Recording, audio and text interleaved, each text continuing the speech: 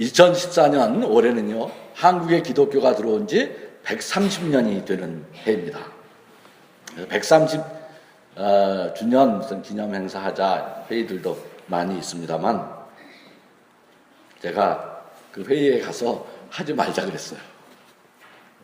그런 거 하지 말자. 지금 그런 거 할 때 아니다. 130년 한국 교회사에서요, 오늘같이 교회가 욕을 먹어본 적이 없어. 몇 대 전에 장로님이 대통령이 된 이후에요, 한국의 기독교인이 한 100만 명쯤 줄었습니다. 참 이상하지 않아요? 이 민주주의 사회에서 대통령이 되는 게 얼마나 영광스러운 겁니까? 그러면 야, 장로님이 대통령 됐으니까 기독교는 참 좋은 종교구나, 그런 생각을 하고 사람들이 교회로 밀려와야 하지 않을까, 그 제 기대예요. 그랬으면 좋겠어. 그 정도는 아니어도 교회가 망신을 당하는 일은 없어야 할 텐데, 그런데 이번에는 장로 국무총리 후보가 등장하자마자 온통 세상이 시끄럽습니다. 왜 그랬을까? 그 다른 것도 아니고 그분이 교회에서 한 강연이 문제가 된 것이죠. 교회에서. 그것은 교실에서, 어디 강당에서 한 강연이 아니고 교회당에서 2,300명이 모였다 그래요. 그 강연을 듣는 사람들이. 하나님의 이름을 들먹이면서 한 강연이 그 일본 극우파의 조작된 역사관, 그 고스란히 그걸 담은 내용으로 일본 식민 지배를 미화하고 분단을 정정하는 그런 내용이었어요. 일본 우파 신문들이 대서특필하고 있어요. 그래서 야, 한국에도 그렇게 훌륭한 사람이 있는 줄 몰랐네, 그렇게 기사가 일본 신문에 실렸어요. 진실이 알려지자 지금 온 국민이 분노하고 있지 않습니까? 지금 거리에 나가면요, 교회란 그런 엉터리 역사 가르치는 곳이냐는 비웃음이 넘쳐나고 있어요. 아예 예수 믿는 사람은 이상한 약간 또라이 같은 사람들로 취급하는 그런 분위기가 지금 점점 팽배해 가고 있어요. 얼마 전에는 어느 목사가 세월호 참사를 두고 왜 가난한 집 애들이 설악산이나 경주 불국사에 가지 제주도 가서 이 난리를 나게 만들었냐, 그래가지고 또 한번 소동이 난 적이 있지 않습니까? 거기다가 구원파의 유병환 씨까지 겹치니까 저 같은 목사는 얼굴을 들고 다니기가 힘들어요. 참 부끄러워요. 어쩌다가 한국교회가 이렇게 망신살이 뻗게 되었는지 걱정이 이만저만이 아닙니다. 여러분,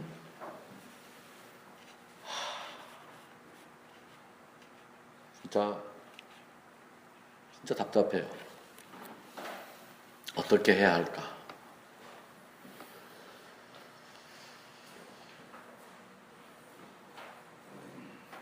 제가 얼마 전에 그 세월호 그 유족들을 만날 일이 있었어요. 그분들이 제가 목사라고 하니까 저한테 두 가지를 부탁했어요. 두 가지. 하나는 이 억울한 죽음의 진실을 밝혀질 수 있도록, 그래서 다시는 이런 슬픈 일이 반복되지 않도록 이 진실이 드러날 수 있도록 도와달라는 것이었어요. 두 번째는 목사 중에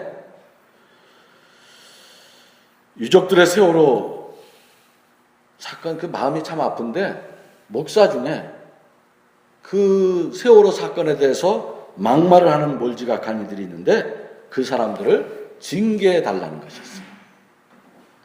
도대체 기독교가 제정신을 가지고 있다면 그런 목사를 왜 가만 놔두냐는 것이었어요.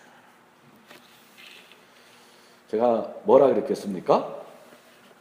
내가 당장 돌아가서 그 못된 목사들 목을 한 칼에 자르겠다고 당장 기독교에서 추방시켜 다시는 목사짓 하지 못하도록 단단히 조치를 취해서 이런 일이 생기지 않도록 일별백계 징표로 삼고 여러분의 아픈 가슴을 달래주겠다고 그렇게 말했을까요? 사실은 그렇게 말해야 되는 자리야. 그렇지 않습니까? 그런 자리였어요. 그런데 저는 그렇게 말하지 못했어요. 한기총과 우리는 조금 다른 조직이어서 실제로 실효성 있는 어떤 징계 같은 것을 할 수 있는 처지에 제가 있지 않다는 것. 그 못된 목사를 벌 주는데 제가 서 있는 자리에서 할 수 있는 일은 거의 없다는 것. 그것을 설명하고 그래도 어떻게든 노력은 해보겠다고 자식을 잃고 울고 있는 그분들에게 전혀 납득이 되지 않는 그런 소리만 하고 자리를 떠났습니다. 그분들 뒤로 하고 일어서려니까 뒷꼭지가 얼마나 부끄러웠는지 몰라요. 그 생각을 하면 지금도 뒷꼭지가 땡기는 기분이고 어떻게 이런 문제를 해결할 수 있을까 정말 마음이 무겁습니다. 아마 평생 목사로서 그 부채감, 그 부끄러움을 안고 살아가게 될 것 같아요. 여러분, 어떻게 해야 오늘 교회가 당하는 이 수치와 망신을 벗어날 수 있겠습니까? 교회가 새로워지지 않으면, 교회가 다시 나서 제자리를 찾지 않으면 한국 기독교는 미래가 잘 안 보여요. 물론 우리는 이렇게 말해. 우리를 스스로 위로할 수 있어요. 야, 우리 그 기독교와 우리 기독교는 다른 거야. 우리 서울 제일교회는 그런 한국 기독교와는 다른 교회야. 그렇게 말할 수 있을지 모르겠습니다만, 그러나 세상 사람들은 결코 그렇게 생각하지를 않습니다. 그건 우리끼리의 이야기이고 밖에서 본 기독교는 결코 그렇게 생각하지 않는다는데 문제가 있는 것이에요. 세상 사람들이 인정하지 않는 우리들만의 정당성이란 얼마나 초라하고 왜소한 것입니까? 여기 우리 모두의 오늘 이 시대를 사는 그리스도인의 책임이 있는 것이죠. 우리 스스로가 기독교가 비난당하고 있는 이 시대 한복판에서 진정으로 교회가 뭐냐? 기독교를 믿는다는 것이 뭐냐? 하나님이 왜 우리를 혼자 예수 믿게 하지 않고 한 공동체를 주셔서 믿음의 길을 걷게 하느냐 하는 것에 대해 새로운 대답을 해야 하는 것입니다. 오늘 성경이 바로 왜 우리를 교회로 부르셨느냐 하는 것에 대한 성서적 대답이에요. 많은 말씀을 우리가 읽었습니다만 한마디로 말하면 하나님은 이 역사 속에 새로운 대안의 집단을 요구하고 계신 거예요. 역사 속에 꼭 있어야 될 한 집단이 필요하셨던 거죠. 교회는 세상 속에 속해 있지만 세상의 원리로 작동하지 않고 세상이 알지 못하고 세상이 보지 못한 새로운 가치를 만들어내는 곳이어야 한다는 말이에요. 우리는 하나님의 택하심을 입은 거룩한 사람답게 세상의 가치와 다른 가치를 추구함으로써 인류에게 희망을 전하는 새로운 공동체를 이루라는 말씀이죠.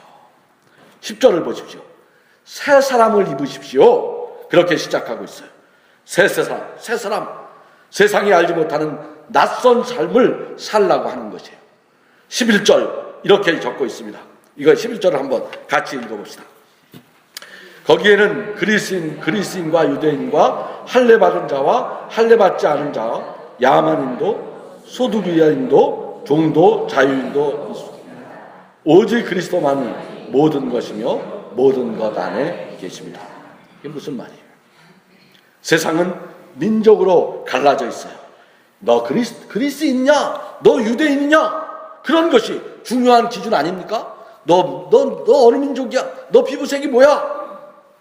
할례와 무할례, 그런 종교로, 야만과 문명으로, 종이냐 자유이냐 하는 계급과 신분으로 나누어져 있지 않습니까? 그런데 교회는, 하나님이 세우신 그 교회는, 그 새로운 공동체는 그런 세상의 원리로 작동되어서는 안 되고 오직 그리스도만이 주장하는 새로운 질서로 세워져 가야 한다는 것이, 이것이 바로 교회의 자기됨, 자기 정체성인 것이에요.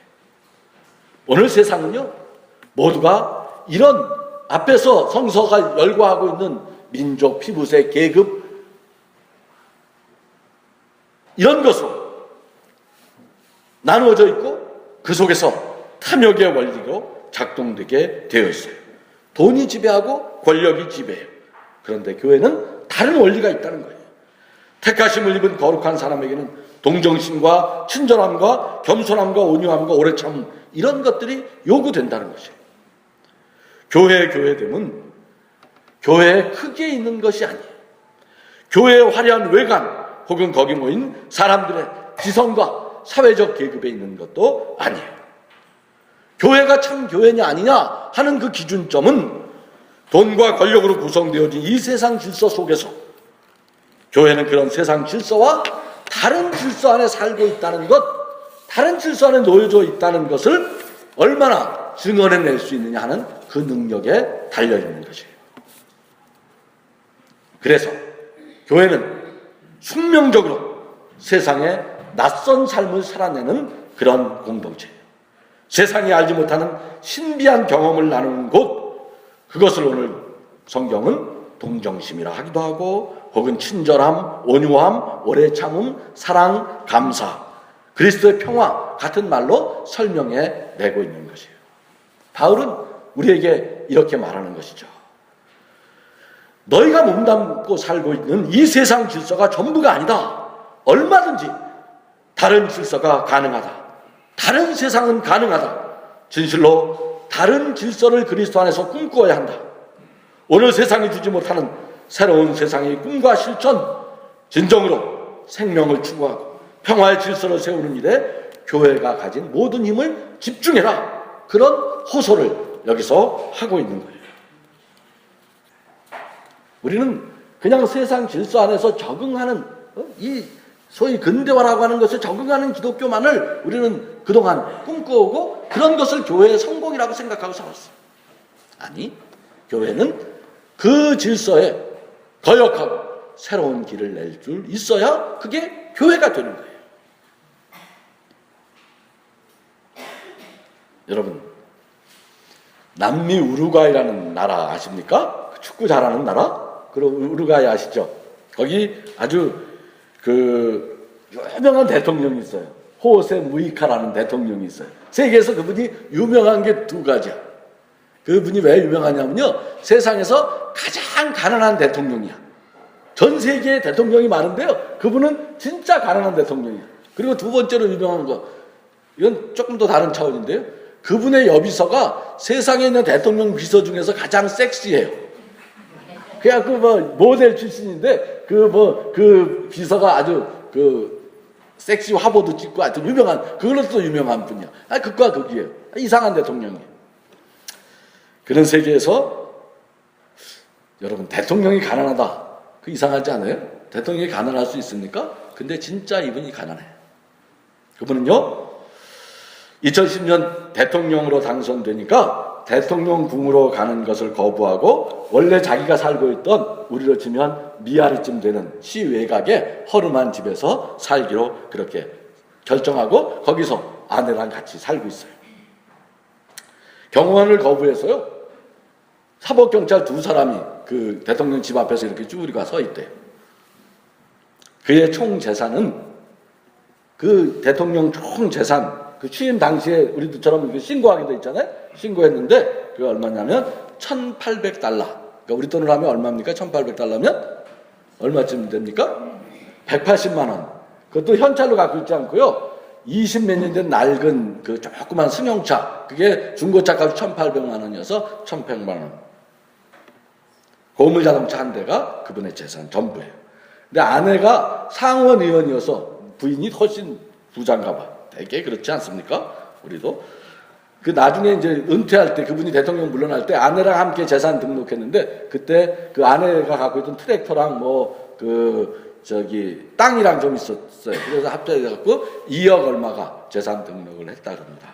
그분은 이 우루과이라는 나라가 진짜 좋은 나라예요. 대통령도 경호원 없이 손수 대통령이 운전해서 다닐 수 있을 만큼 안전한 나라예요. 그 대통령이 특별한 일 아니면 자기가 손수 운전하고 다녀. 그 썩은썩은 고물차. 그건 나한테 줘도 나도 안 탄다 그럴 거야. 그런 거 갖고. 그게 이렇게 조그만 뭐 있잖아요. 딱정벌레처럼 생긴. 근데 막 도장도 다 벗겨졌어. 사진 보니까. 그런 나라가 어디 있나 할지 모르지만 실제 있는 나라예요. 그렇게 안전한 사회, 대통령이 혼자 운전 몰고 다니는 중고차 몰고 다녀도 아무도 해코지 않는 그 나라는 하늘에서 떨어지는 것이 아니고 함께 만들면 만들어지는 나라는 거죠. 대통령 월급이 한 달에 한 1,300만 원쯤 된대요. 이분 월급이. 그러니까 뭐 그 나라 소득 수준은 꽤 높은 거죠. 우리보다 훨씬 가난한 나라니까요. 1,300만 원인데 대통령 월급 타면요. 그 이제 참 부인한테 하여튼 얻어 터질 짓만 해. 훌륭한 사람들은 부인한테 얻어 터질 짓을 많이 하는 것 같아. 그렇죠?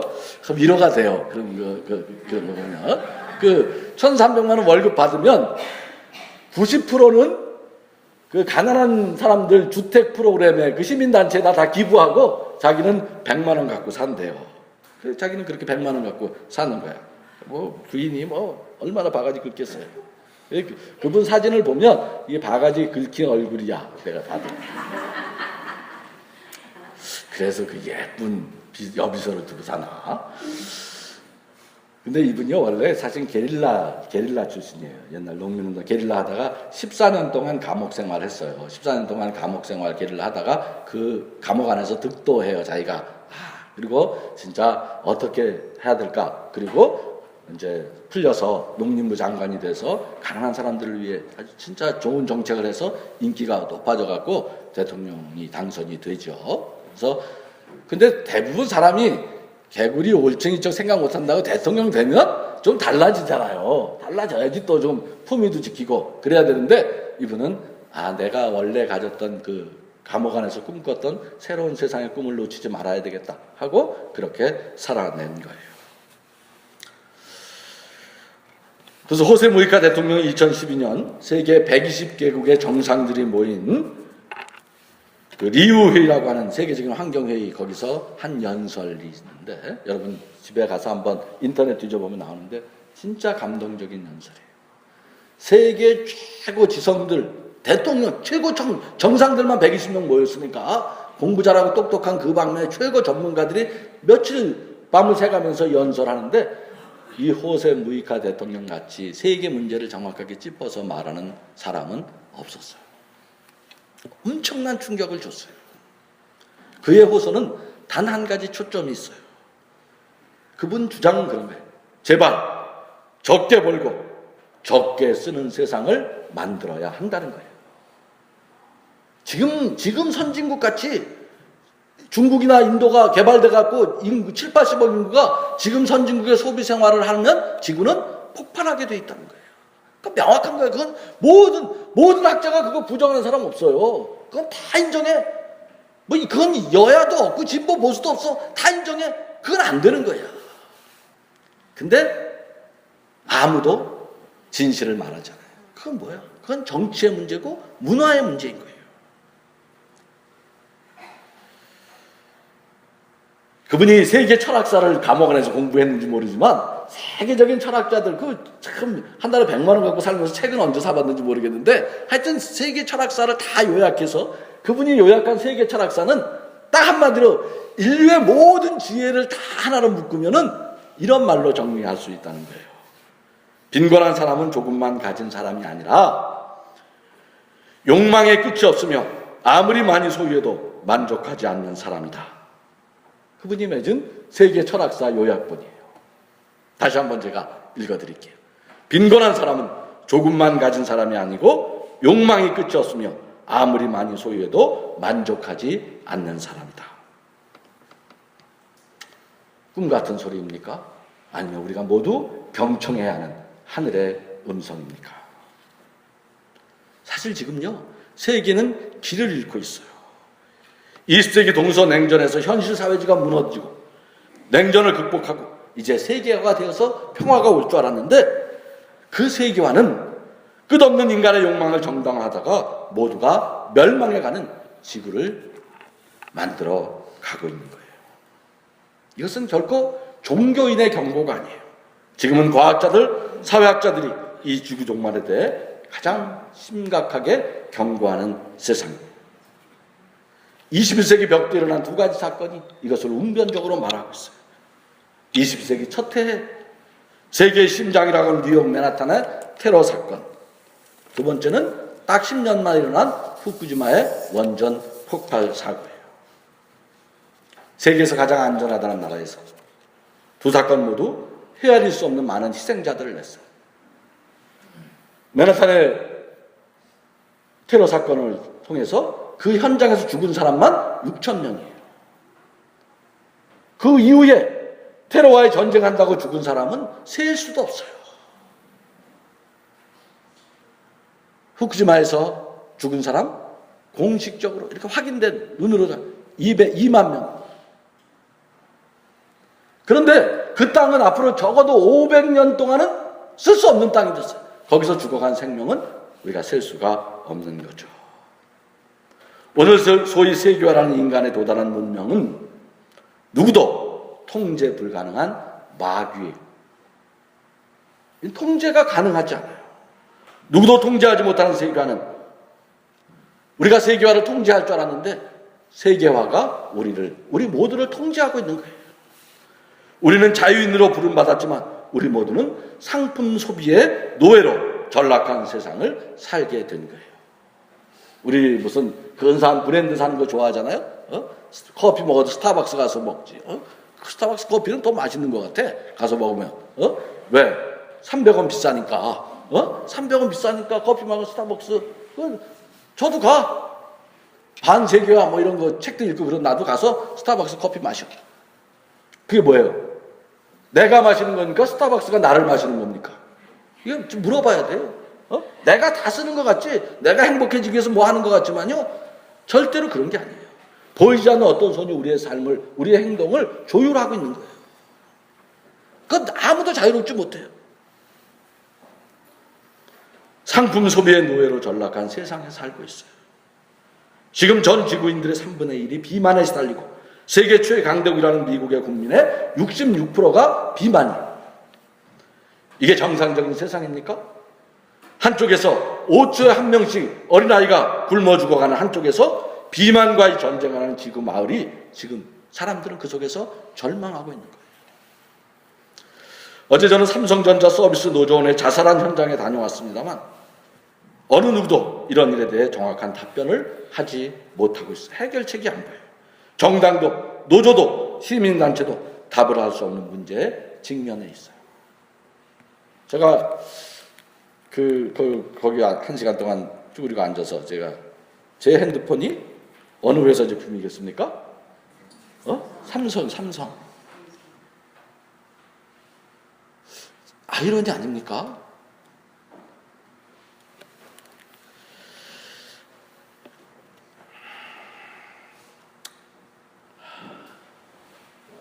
진정으로 근본에서 대안적 삶을 추구하는 집단이 필요한 것입니다. 인류에게 희망을 전하는 공동체, 세상에 속했지만 세상에 속하지 않은 새 가치를 추구함으로써 위기 세계에 새로운 길을 내는 공동체로 새로운 인간이 되어 새로운 삶을 살라고 하나님은 우리를 교회로 부르시는 것입니다. 교회, 그렇습니다. 교회가 문제이며 동시에 교회가 희망이며 교회가 대답이어야 합니다. 우리를 교회로 부르신 주님은 우리를 희망의 삶으로 초대하고 계신 것이에요. 새 길을 내라. 그리스도 안에서 새 사람을 입으라. 새로운 삶으로 하나님 세상의 방식대로 살지 말고 매스컴이 떠들고 돈이 명령하는 대로 살지 말고 믿음의 삶을 새롭게 살아냄으로써 희망의 상징, 희망의 깃발이 되라고 하는 것입니다. 여러분, 우리 모두 한 사람 한 사람, 믿음의 한 사람 한 사람이 소중합니다. 우리가 하나님에 의해 선택되고 부름받은 깃발이기 때문입니다. 펄럭이는 깃발. 여기 희망이 있음을 증거할 수 있는 그런 공동체를 일구어가는 우리 모두가 되기를 바랍니다.